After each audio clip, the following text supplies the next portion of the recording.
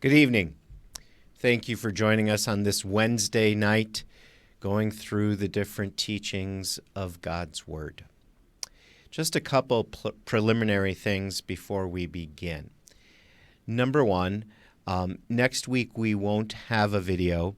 I am out of town for a couple days for a meeting, and so next week there won't be a video, nor will there be Wednesday night class here in person at church. So just make note of that, please, and we'll get back at it the following Wednesday. The other preliminary thing that I'd like to just mention is this study and the next couple studies may be a little bit shorter than normal. I only say that because it's hard to know how to divide these studies. I've taught this before, but I haven't taught it in this way before. And I worry, well, do I have too little material? Do I have too much material? So we'll share with you what we have today on God's law, and there'll be at least one or two other studies on God's law as we head into then the study of the Ten Commandments.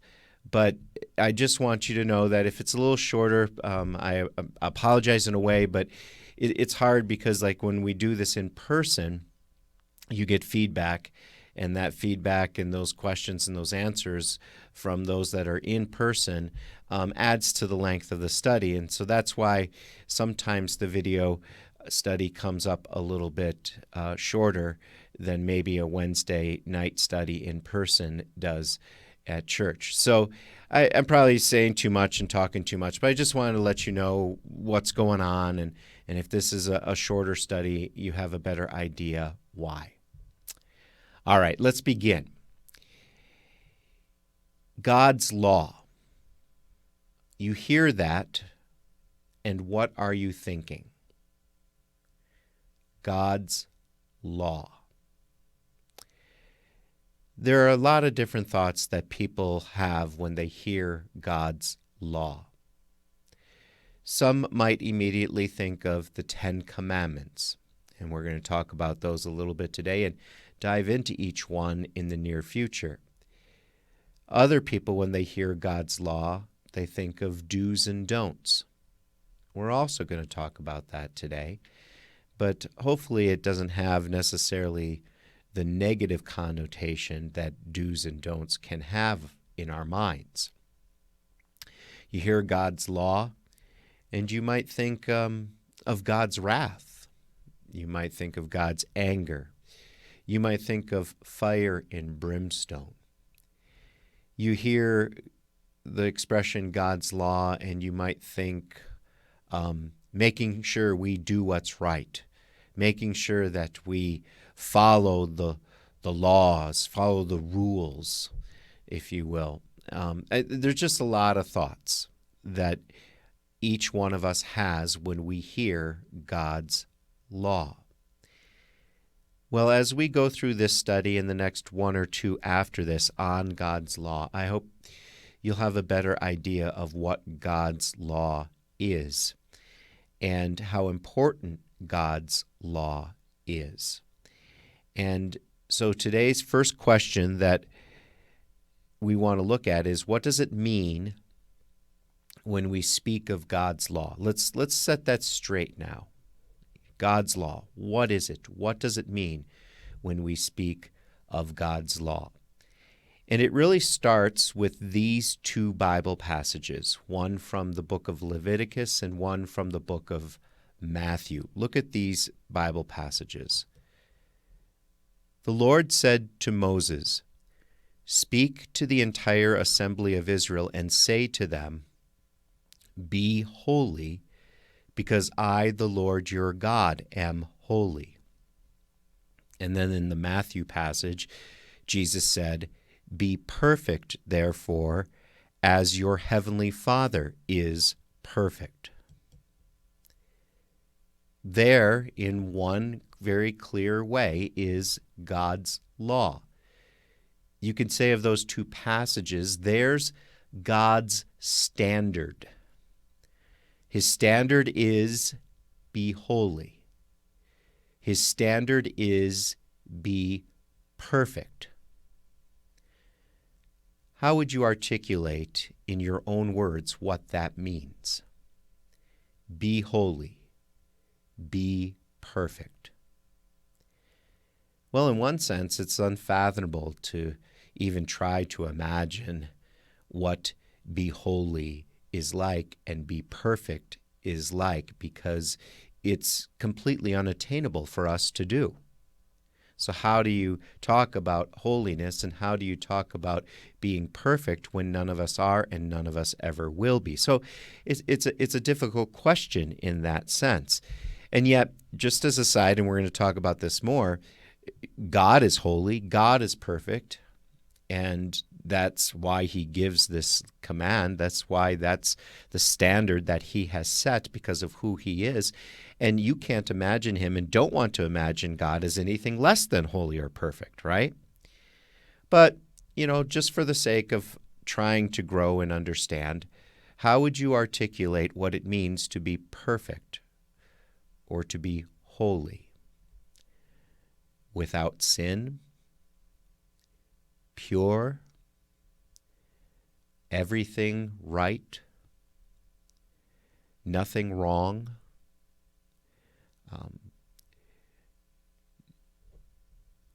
good, maybe. That's often a word that's used for perfect, for holy. There's just different ways, nothing wrong, no failures, no weaknesses. It's hard, you see. You can even tell in my own struggle of how do we articulate what it means to be perfect or holy. The interesting thing is we know that that's what God expects. We know that that's what God commands, that we know that that's his standard. And we talked about this with the natural knowledge of God according to conscience. Because when we do wrong, why do we feel guilty? Why do we feel bad? Why do we feel ashamed?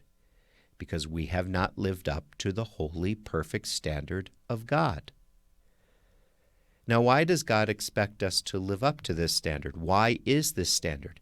Because that's who he is, number one.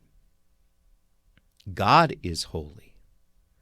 God is perfect. And he expects nothing less of those whom he has created, human beings. And he is holy and he is perfect. He is without fault. He is without failure. He is without weakness. He is without mistake. This is God. And again, as I said earlier, you would want him to be nothing less than holy, nothing less than perfect, because if he is less than holy and he is less than perfect, is that a God you really want to have? Because then the alternative is that he can be with mistake, and he can be with weakness, and he can be with failure if he isn't 100% holy, 100% perfect. And so the first reason that he has the standard of his law, which demands and expects holiness, is because that's who he is. The second reason he demands holiness and perfection is because that's how he created the first two human beings. That's how he created man and woman. That's how he created Adam and Eve. He created them holy. He created them perfect. They had perfect thoughts. They had perfect words. They had perfect actions. There were no weaknesses. There were no mistakes. There were no failures.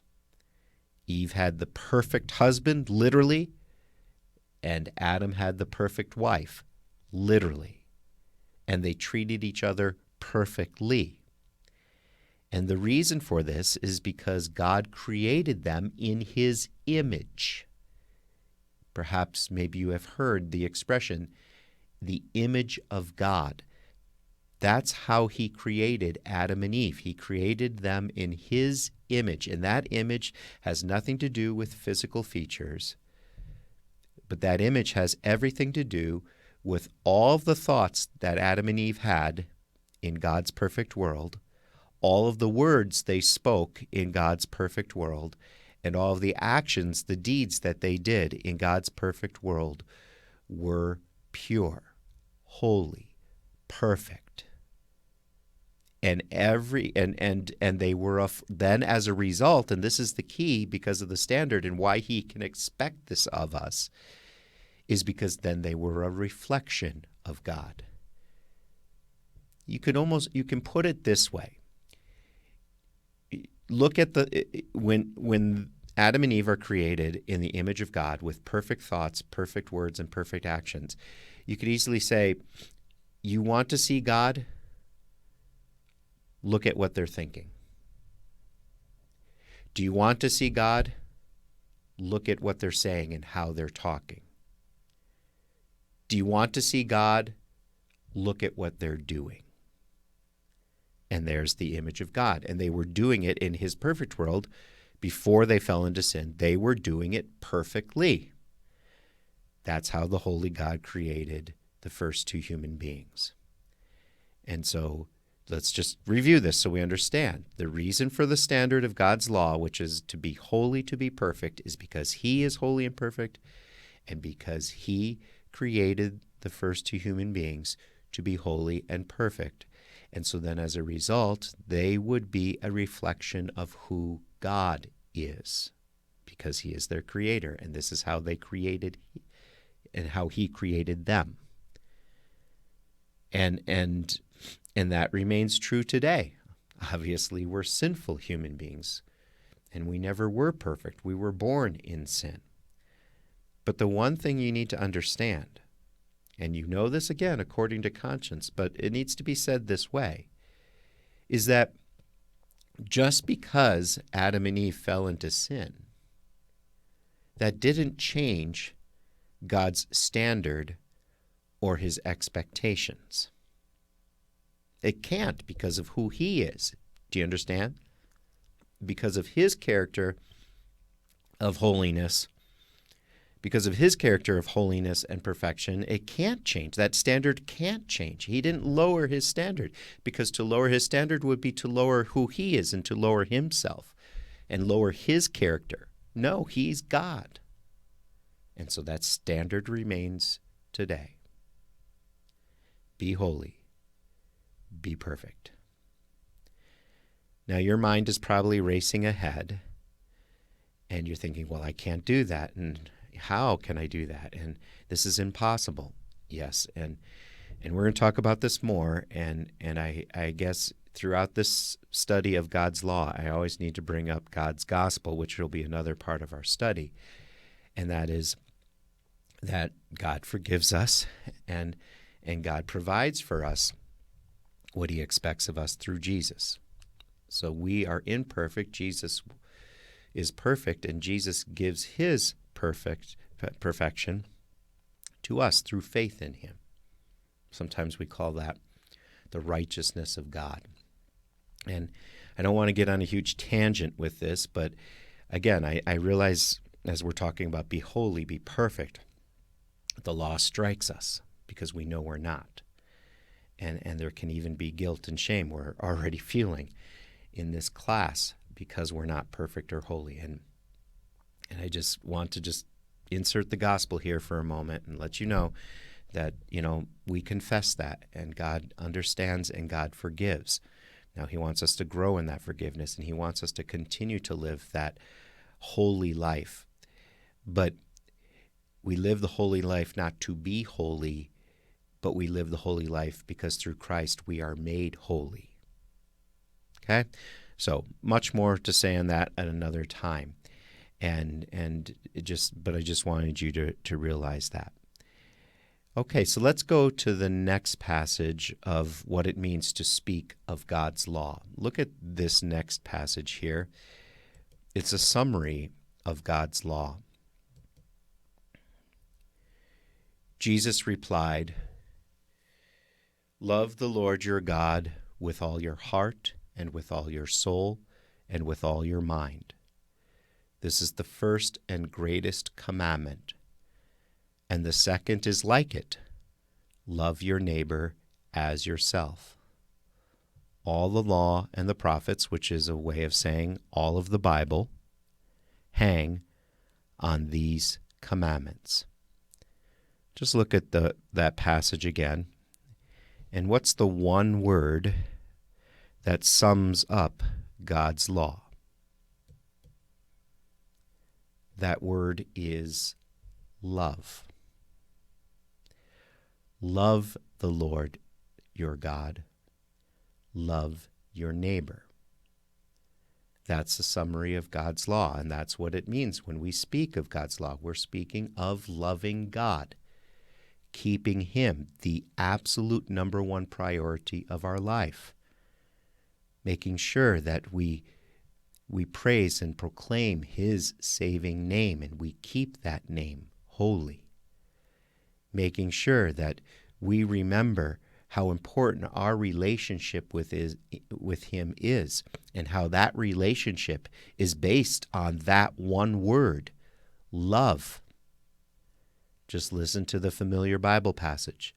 We love because He first loved us. There's the motivation to keep God's law. The motivation to keep God's law, the proper motivation to keep God's law, is not simply like a parent will say, because I said so. That never works well. But the ultimate motivation and the ultimate reason to keep God's law is summed up in the law with that one word, love. Love the Lord your God. Love Him because of who He is, your Creator. He gave you your very existence. Love Him because of the relationship that through Jesus Christ you're able to share with Him. Again, it's all based on a relationship, who He is and what He means to us. And our expression of that shows itself in loving obedience. You hear that? That's God's law. And when it's done in love, it doesn't have the negative connotation of fire and brimstone. When it's done in law, it doesn't have the negative connotation of do's and don'ts. Again, we'll talk about that. But it's summed up in love, and then that also is expressed in how we treat each other, how we treat our neighbor. And if you go back to that simple Bible passage, we love because He first loved us. We love others because He first loved us. And so obeying God's law is enjoying a relationship of love with our God and keeping that relationship of love number one in our lives. And that then spills over, that extends to everyone else in our life, and we treat them with love. It's all based on love. You can ask, why did God create us? Why did God make us? Why did He give us our existence? You can give a lot of reasons. But the number one reason is love. And that love prompts us to live according to His law. And when we live according to His law, in everything we do, or everything that we refrain from doing, it's based on love. It's based on love. And that's important to remember. Keeping God number one. We love because He first loved us.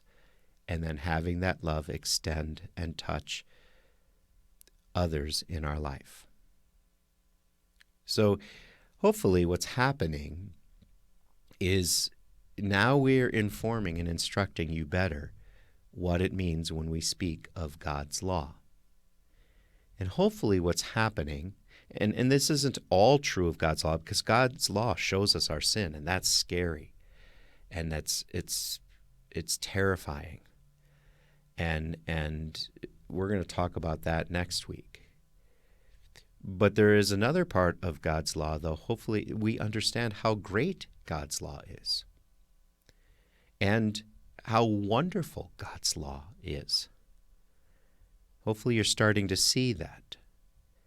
And I don't think, unless we have a study like this and we grow and learn like we are, I don't think we look at God's law as necessarily wonderful. I don't think we look at God's law necessarily as great. But when we understand who He is,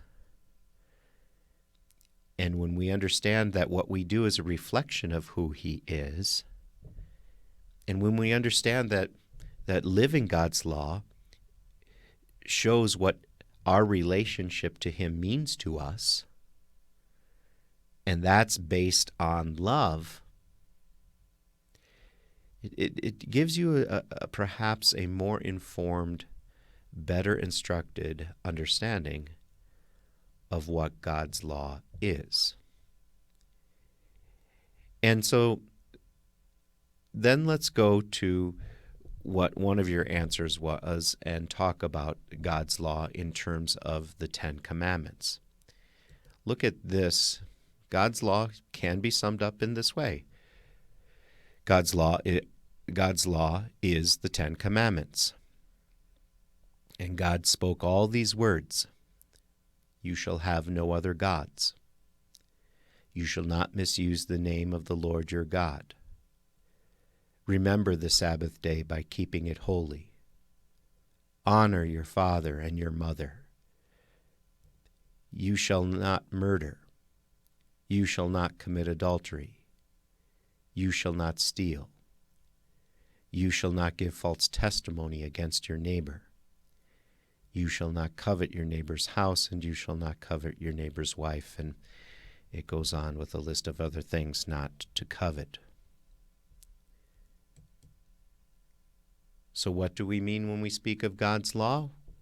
We mean to speak of God's law in terms of His expectations, His standard, be holy. We mean, when we speak of God's law, we mean to speak of it in summary with one word, love. And when we speak of God's law, we mean to speak of it in terms of the Ten Commandments. And those Ten Commandments are there to show us what God expects, to give us details of what He demands, details of what it means to be holy in our relationship to Him and in our relationship to others.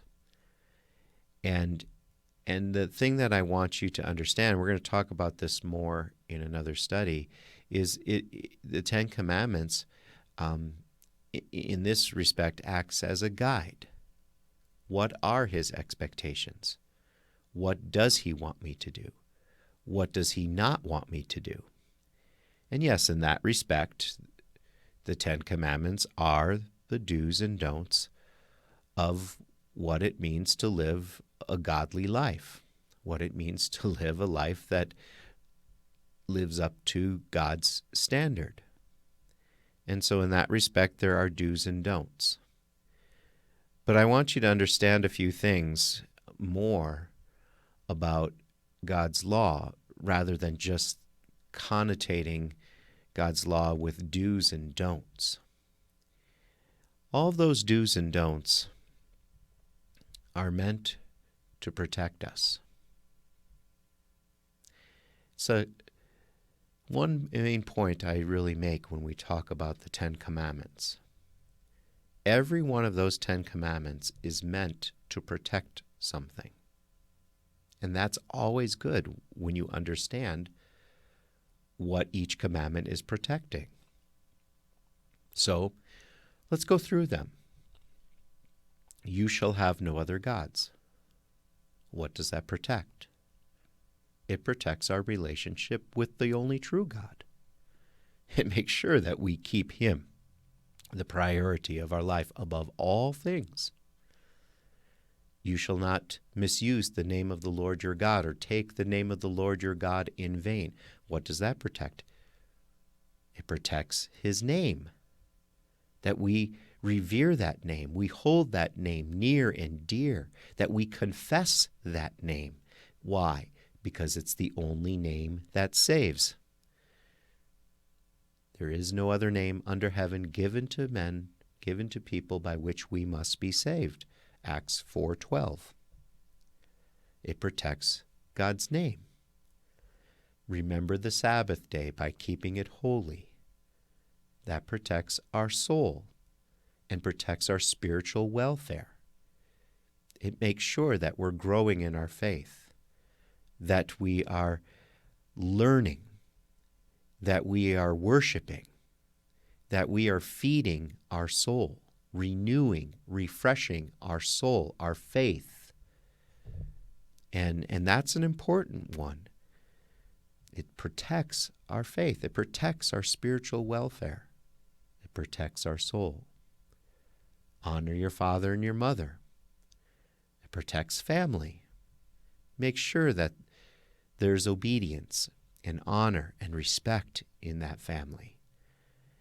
And it protects society as a result of protecting family. You shall not murder. What does that protect? It protects life. It protects the body. You shall not commit adultery. That protects marriage. You shall not steal. It protects people's possessions. You shall not bear false witness against your neighbor. It protects the name and reputation of others, that we refrain from slander and gossip that can ruin their reputation. It protects someone else's name. And then divided into 2 commandments, you shall not covet. That protects our heart, because that's where coveting is. Coveting is a sin of the heart. Do you see, when it's put that way, how great and awesome and wonderful God's law is, God's 10 commandments are? When we understand why he gave them to us and what they protect. And then with that, connecting with what we said earlier, it protects relationships. It protects our relationship with God. It protects our relationship with each other. It protects how we view God, how we treat God. It protects how we view and treat others. And so these are the things that you want to and need to remember in regard to what does it mean that we speak of God's law. And I hope this has informed you and instructed you to have a better idea of what that means. Does the law show us our sin? Yes, that's next week's lesson. Does the law show us how we fall short of what God expects of us? Yes. And all of that then shows us the need for a Savior. Absolutely. That's lesson number 2 on God's law. But just take today's lesson. I hope you are grateful to be reminded that God's law reminds us of who God is and who we are and what he expects of us because of who he is. He is holy. He is perfect. God's law is summed up in one word that you might not even think of until you realize that we're talking about relationships. And God's law is summed up with love. Our relationship with God and our relationship with our neighbor. How we treat God, how we treat others. And we understand God's law is detailed in the 10 Commandments. And when we look at the details of those 10 Commandments, it is an eye-opening thing to understand that each one of those commandments is meant to protect something. And in summary, protecting our relationship with God and protecting our relationship with each other. Now you have a better idea of what it means when we speak of God's law. And just to add, If there's any part of you that is still struggling right now because you know how God's law does show you your failures and your shortcomings and your sins, please know that the gospel, the good news of Jesus Christ, assures you and promises you that you are forgiven. And it's in that forgiveness that leads you and moves you to live a life of love to God. Thank you so much for joining us. Your faithfulness and you watching this video is an amazing privilege of mine, and I hope it's a blessing to you. Remember, no study next week, but we'll pick it up the following week. God bless the rest of your week.